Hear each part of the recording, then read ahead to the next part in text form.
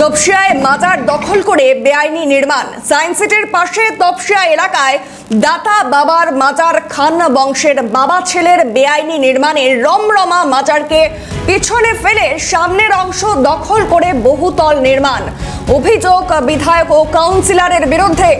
মাজার কমিটির প্রধান জাভেদ খান তিনি ঠিক করেন মাজারের জায়গা কি কাজে ব্যবহার হবে। ব্যক্তিগত ব্যবসায়িক স্বার্থে মাজারের জায়গায় বহুতল হচ্ছে। মাজার সংলগ্ন কিছু পুকুরও ভরাট করেছেন জাভেদ খানেরা। সেই ছবি ধরা পড়ল সিএনএর ক্যামেরায়।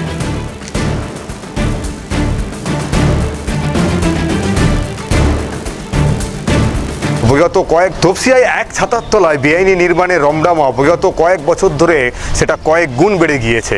এবার যেটা দেখা যাচ্ছে, দাতা বাবার সম্পত্তি দখল করে সেখানে গড়ে উঠছে বেআইনি নির্মাণ। জাভেদ আহমেদ খান এই দাতা বাবার যে মাজার রয়েছে সেই মাজার পরিচালন কমিটির তিনি সভাপতি পদে রয়েছেন।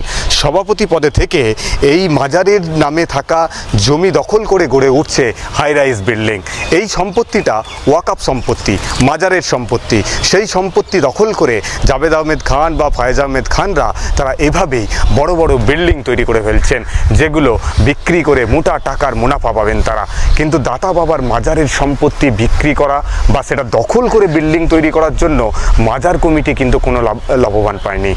একদিকে যেমন এটা দাতা বাবা মাজারের সম্পত্তি, আর দাতা বাবা মাজারের এই সমস্ত সম্পত্তি হচ্ছে ওয়াকফ সম্পত্তি। অর্থাৎ ওয়াকফ সম্পত্তিকে দখল করে জবরদখল করে বেআইনি নির্মাণ করে চলেছেন এই জাভেদ আহমেদ খান, ফয়েজ আহমেদ খানরা। কিন্তু দাতা বাবা মাজারের পরিচালনার দায়িত্বে থাকা মানুষজন তারা মুখ খুলতে পারেন না। কেন মুখ খুলতে পারেন না? না, এই দাতা বাবা মাজারের পরিচালন সমিতির মাথায় রয়েছেন জাভেদ আহমেদ খান নিজেই, যিনি এই মাজার পরিচালন কমিটির মাথায় তিনিই সেই মাজারের জায়গা দখল করে ওয়াকফ সম্পত্তি দখল করে বেআইনি নির্মাণ করে চলেছেন। এই সব বেআইনি নির্মাণের রমরমা কি আদৌ বন্ধ হবে? মুখ এবার খুলবে? নতুন সরকার ক্ষমতায় আসার পর বেআইনি নির্মাণের বিরুদ্ধে অভিযান চালাতে শুরু করেছে। সেই অভিযানের মধ্যে এই সমস্ত ওয়াকফ সম্পত্তি উদ্ধার করার ব্যবস্থা করুক নতুন সরকার, এই দাবিও উঠছে। ক্যামেরায় গোপাল সেনের সঙ্গে মফিজুল ইসলাম, ক্যালকাটা নিউজ, কলকাতা। জায়গায় মায়া আছে জানা করেছি, আমি ছিল না, অন্যায় অরুজ করে দিয়েছি। কে করছে কেনা করছে আমি জানি না। জাভেদ আহমেদ খান চেয়ারম্যান আছে মেয়ারে, এখানে ও ফেসলা করবে, আমি ফেসলা করতে পারবো না। কেন ফেসলা করবো? আমি দেশের সেবা করি, একটা সেবাদার আছি। বড় লোক আছে, আমরা বললে আর আমাদের স্যাররা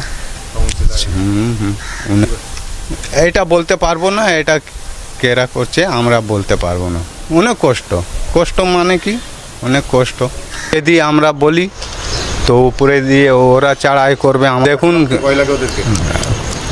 আরে ওরা কিছু নেই, সাইড দিয়ে বি কিছু করতে পারে। আমরা কি করবো? আমাদের তো এখানকার ঢাকা পড়লো, এটা হয়ে মাজারটা ঢাকা পড়লো, অসুবিধায় তো হলো।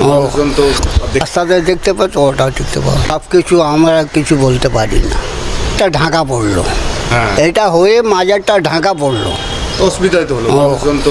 দেখতে পাবেন। হ্যাঁ।